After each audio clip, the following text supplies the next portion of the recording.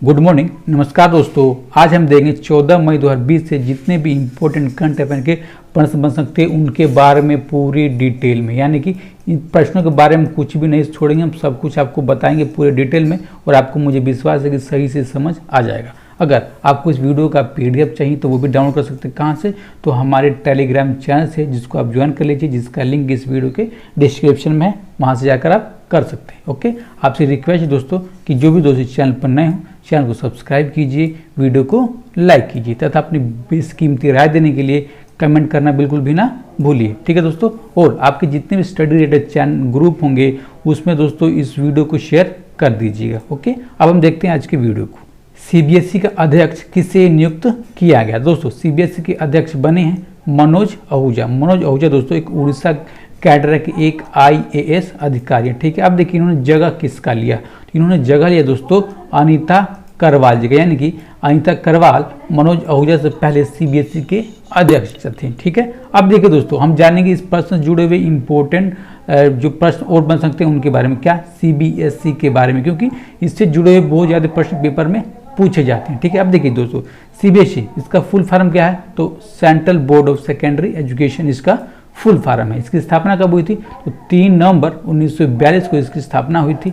इसका हेडक्वार्टर दोस्तों न्यू दिल्ली, और न्यू दिल्ली क्या है दोस्तों? हमारे भारत की राजधानी।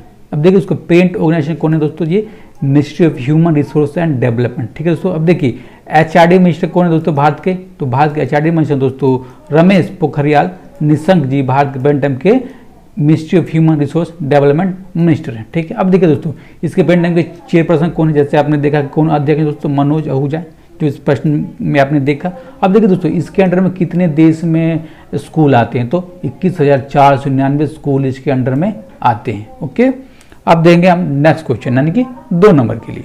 निम्न में से किस हवाई अड्डा ने भारत और मध्य एशिया के सर्वश्रेष्ठ क्षेत्रीय हवाई अड्डे का खिताब जीता? ये खिताब जीता है दोस्तों बेंगलोर हवाई अड्डा ने। ठीक है, अब देखिए इसका पूरा नाम क्या है? तो कैंपोगोड़ा अंतर्राष्ट्रीय हवाई अड्डा इसका पूरा नाम है, और इसको लगातार दोस्तों 4 साल में तीसरी बार इस अवार्ड से नवाजा गया है। ठीक है, अब देखिए पूरे वर्ल्ड तौर पर कितने हवाई अड्डे को दोस्तों इसके लिए चुना गया था? तो 550 से अधिक हवाई अड्डे को इसमें चुना गया था, और इसमें नंबर 1 कौन हुआ? तो हमारा बेंगलोर हवाई अड्डा। ठीक है, अब देखिए दोस्तों ये चुना कैसे जाता है? ये चुना ऐसे जाता है दोस्तों कि जो भी ग्राहक होते हैं इस एयरपोर्ट पे आते हैं उनको दोस्तों 550 एयरपोर्ट की जो भी इसमें लिस्ट थी वो सौंप दी जाती है, और उनको वोटिंग करने को कहा जाता है कि कौन सा हवाई अड्डा आपके लिए सबसे अच्छा है। तो वो ग्राहक वोटिंग करते हैं, तब इस वोट के आधार पर इसको सर्वश्रेष्ठ भारत का हवाई अड्डा घोषित किया गया है दोस्तों। ठीक है, अब देखिए इसका परिचालन कौन करता है? इस हवाई अड्डे का देख रेख कौन करता है? तो देख रेख करता है दोस्तों इंटरनेशनल एयरपोर्ट लिमिटेड बेंगलोर। कौन करता है? इंटरनेशनल एयरपोर्ट लिमिटेड बेंगलोर इसका परिचालन की इसकी देखभाल करता है। ठीक है, अब दोस्तों हम जानेंगे कर्नाटक के बारे में, जहाँ पे यह है। तो दोस्तों कर्नाटक की राजधानी कहाँ है?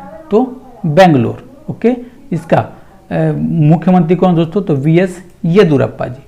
गवर्नर है वजुभाई वाला, और इसकी पार्लियामेंट सीटें दोस्तों राज्यसभा की 12 और लोकसभा की 28 सीटें। सारी इंपोर्टेंट प्रश्न है, बहुत अधिक बार परीक्षा में पूछे जाते हैं। राज्य की दोस्तों बना कब था? तो 1 नवंबर 1956 को ये राज्य बना था। इसका राजकीय पशु क्या है? तो भारतीय हाथी, यानी कि इंडियन एलिफेंट। पक्षी क्या है? तो भारतीय रोलर। फूल कमल, और पेड़ यानी कि चंदन का पेड़ इसका राजकीय पेड़ है। ओके दोस्तों, देंगे नेक्स्ट क्वेश्चन। दीपा मलिक ने संन्यास का ऐलान किया, वह क्या थी? यानी कि वो किससे जुड़ी हुई थी? वो तो जुड़ी हुई थी दोस्तों, वो एक पैरा एथलीट थी दीपा मलिक। उन्होंने दोस्तों संन्यास का ऐलान क्यों किया? इसलिए किया दोस्तों कि वो अधिकारी बनना चाहती थी।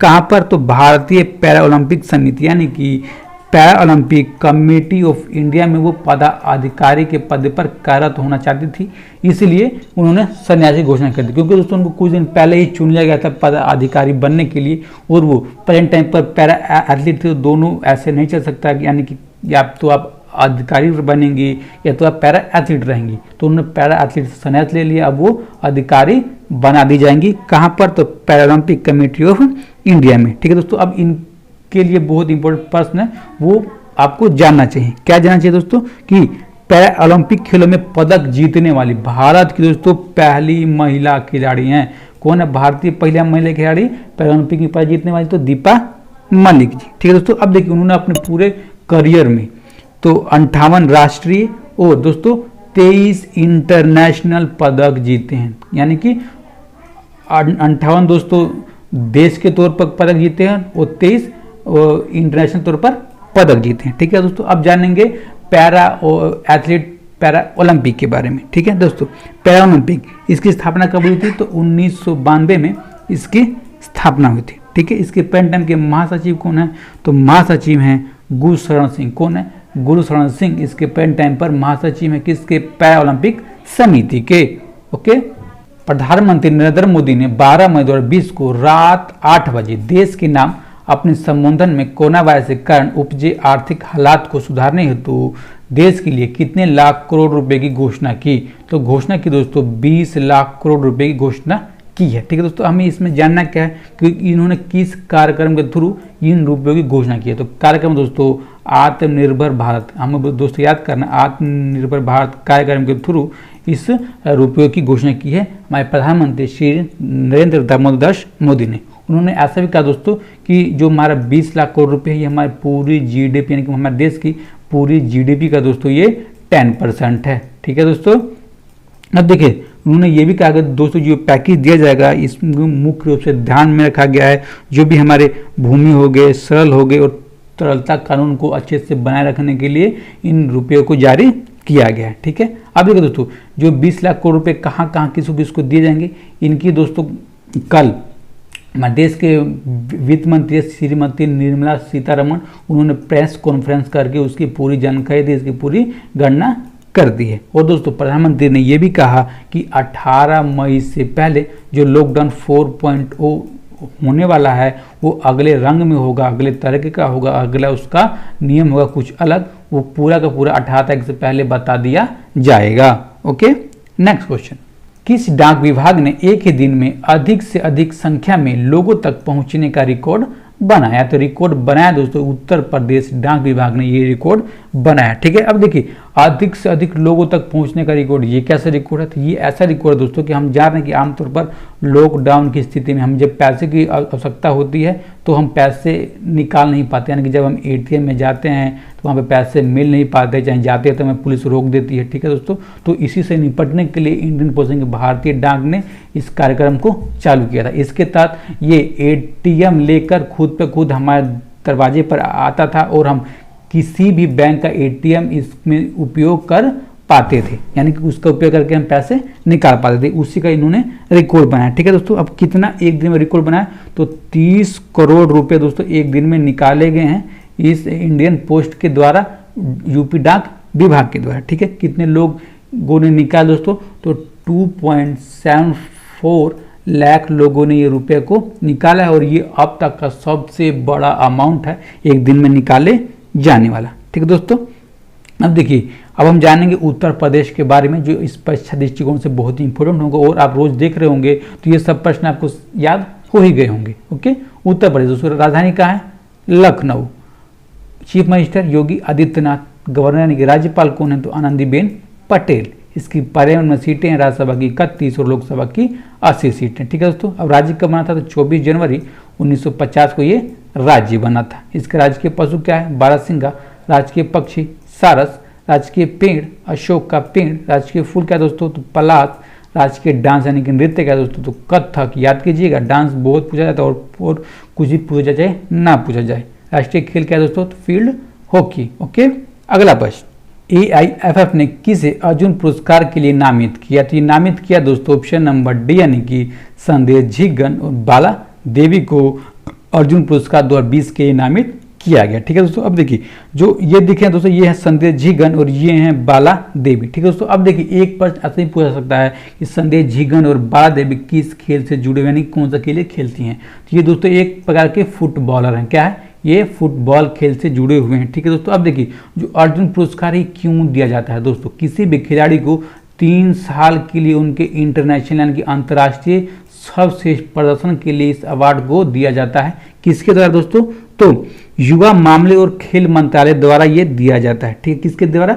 युवा मामले और खेल मंत्रालय द्वारा इस अवार्ड को हर साल दिया जाता है अर्जुन पुरस्कार को। ठीक है दोस्तों, अब देखिए जो बाला देवी हैं इन्होंने सर्वश्रेष्ठ प्रदर्शन कैसे किया? तो दोस्ती ये सबसे पहली बार तो 2010 से फुटबॉल खेल रही हैं भारत की तरफ से, तब से दोस्तों उन्होंने 58 मैच खेले और उसमें से 52 गोल इन्होंने अकेले किए हैं, इसलिए इनका सर्वश्रेष्ठ प्रदर्शन हो गया। जो संदेश जिगर दोस्तों ये 2015 से फुटबॉल खेल रहे हैं भारत की तरफ से और तब से उन्होंने सर्वश्रेष्ठ प्रदर्शन करते आ रहे हैं, इस कारण इनको यह अवार्ड दिया गया। ओके, अगला प्रश्न, स्वचालित श्वसन सहायता उपकरण द सुंदरम वेंटिगो किसने बनाया? ये बनाया दोस्तों ऑप्शन नंबर डी यानी कि टीवीएस समूह, सुंदरम मेडिकल फाउंडेशन और आईआईटी मद्रास ने इसको दोस्तों संयुक्त रूप से द सुंदरम वेंटिगो उपकरण को बनाया। ठीक है, अब देखिए दोस्तों ये कैसा उपकरण है, यानी कि जिन भी व्यक्तियों को सांस लेने में बहुत ज़्यादा दिक्कत हो रही है, यानी कि सांस नहीं ले पा रहे हैं, उनको दोस्तों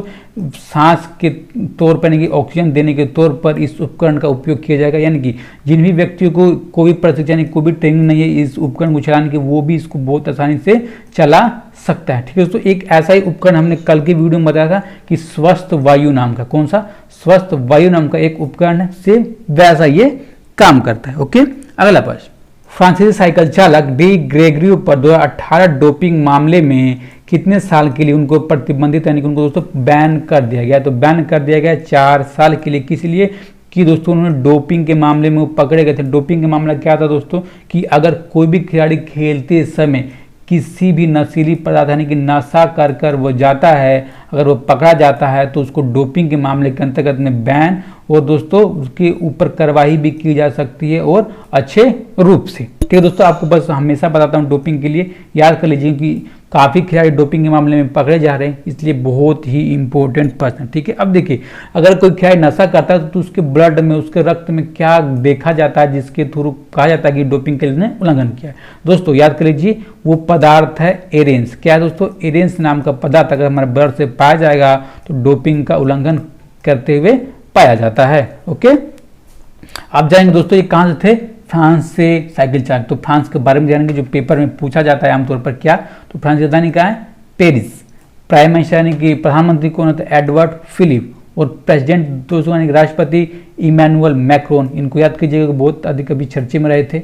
इनके दोस्तों मुद्रा यानी करेंसी क्या है? तो यूरो फ्रांस की करेंसी है। ओके, अगला प्रश्न, मनमीत सिंह वालिया का निधन हो गया, वह किस खेल से संबंधित थे? तो दोस्तों वो खेल खेलते थे टेबल टेनिस। ठीक है दोस्तों, अब देखिए उनका निधन कैसे हो गया। तो उनको दोस्तों 2 साल से एक बीमारी थी। क्या बीमारी का नाम दोस्तों?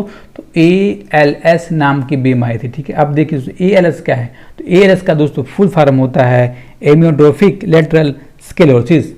दोस्तों इस टाइप की बीमारी थी। इस बीमारी में दोस्तों जो भी व्यक्ति को होता है उनकी मांसपेशियां बहुत जल्दी सूखने लगती है और जिस कारण व्यक्ति के जल्दी जल्दी मृत्यु हो जाती है। ठीक है दोस्तों, अभी राष्ट्रीय चैंपियन भी रह चुके हैं दोस्तों। कब रह चुके हैं दोस्तों? 1989 में ये राष्ट्रीय चैंपियन रह चुके हैं। कब? पुरुष एकल में यानी कि टेबल टेनिस के पुरुष एकल वर्ग में वो राष्ट्रीय चैंपियन रह चुके हैं। कहाँ से दोस्तों? तो हैदराबाद में ये मैच हो रहा था। ओके, अगला प्रश्न, किस राज्य सरकार ने लोगों के श्वसन स्वास्थ्य के बारे में जागरूकता पैदा करने के लिए हाल ही में प्राणवायु कार्यक्रम को शुरू किया है? इस कार्यक्रम को शुरू किया दोस्तों कर्नाटक सरकार ने इस कार्यक्रम को शुरू किया है। ठीक है दोस्तों, अब कर्नाटक की तरफ से किसने चालू किया दोस्तों? तो बेंगलोर सिटी कॉरपोरेशन ने इसको चालू किया। ठीक है, अब देखिए दोस्तों इसके माध्यम से क्या किया जाएगा? तो इसके माध्यम से दोस्तों जो भी व्यक्ति को श्वसन यानी कि सांस लेने में बहुत दिक्कत हो रही है, यानी कि जल्दी जल्दी वो सांस नहीं ले पा रहे हैं, उनको इस कार्यक्रम के प्राणवायु कार्यक्रम के बारे में जागरूकता पैदा की जाएगी, बताई जाएगी कि ये बहुत ही गंभीर बीमारी है और आप कैसे इससे बचें। यानी कि दोस्तों हम जान रहे हैं कि कोविड-19 यानी कोरोना वायरस का जिन व्यक्ति को संक्रमण होता है उसको सांस लेने में बहुत ज़्यादा दिक्कत होने लगती है, तो ये कार्यक्रम उन लोगों के लिए बहुत ही लाभदायक साबित होगा। ओके दोस्तों, कहाँ चालू किया गया? तो कर्नाटक में। किसके द्वारा? तो बेंगलुरु सिटी कॉरपोरेशन के द्वारा। आपको इतना याद करना है। अब हम जानेंगे जो हमने कल के वीडियो में प्रश्न पूछा था। क्या पूछा दोस्तों? तो हमने पूछा था कि DRDO की नव विकसित सामरिक बैलिस्टिक मिसाइल प्रणास की स्ट्राइक रेंज कितनी है, यानी कि उसकी मारक क्षमता कितनी है? कितनी है दोस्तों उसकी मारक क्षमता? तो जैसे आपने सही जवाब दिया ऑप्शन नंबर सी, उसकी मारक क्षमता है 200 किलोमीटर। ओके, अब देखिए किसने सही जवाब दिया? तो सही जवाब दिया दोस्तों विजय कुमार, रितेश दुबे, संजय मालव, छोटू आर्यन, सौरभ राजपूत। इन्होंने सही जवाब दिया है इस प्रश्न का। ठीक है दोस्तों, अब हम देंगे आज का प्रश्न जिसका भी जवाब आपको कमेंट बॉक्स में देना है। क्या प्रश्न है? What was the nation slogan of Bangladesh, यानी कि बांग्लादेश का राष्ट्रीय नारा क्या बनाया गया? दोस्तों हम जान रहे हैं कि फरवरी में ये राष्ट्रीय नारा बांग्लादेश ने घोषित किया था, उसके बारे में आपको बताना है कि क्या घोषित किया था बांग्लादेश ने। ठीक है दोस्तों, और जो भी दूसरे चैनल पर नए हो चैनल को अभी सब्सक्राइब कर दें, वीडियो को लाइक कर दें। ठीक है दोस्तों, और अपना ख्याल रखें। धन्यवाद।